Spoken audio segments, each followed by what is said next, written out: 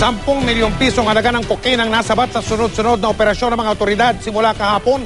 3 suspect ang naaresto. Si Jay Sabale, naka-Alerto 24.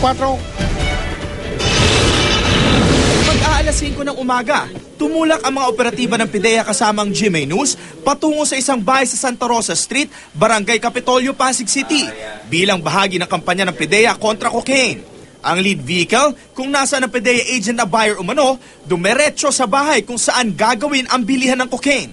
Wala pang 10 minuto, huli ang target ay tinuturong supplier at financer ng cocaine na nakilalang si Philip Jacob Bananocom na mula raw sa mayamang pamilya.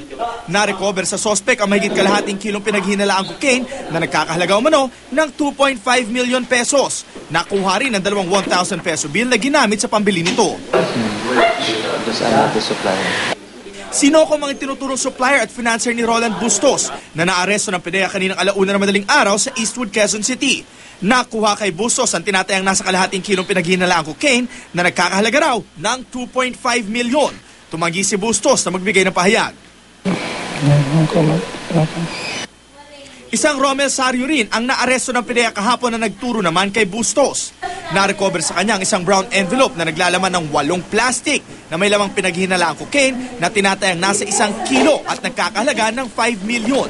Nakuha rin ang marked money na ginamit ng PIDEA. Aminado naman si Sario sa krimen. Nagsisisi ka ba? Sobra, boss. Huwag niyo nang subukan. Bakit? Na magsisisi lang kayo. Nakainayang. Umaasa ang PIDEA NCR, mababawasan ang supply at pushers ng illegal na droga sa ginagawa nilang kampanya. Tuloy-tuloy itong aming vision of having a drug-free national capital region. This being the center of gravity, pagka drug-free na ito, yung other regions natin will be drug-free also. Jay Sabale, nakatutok, 24 oras.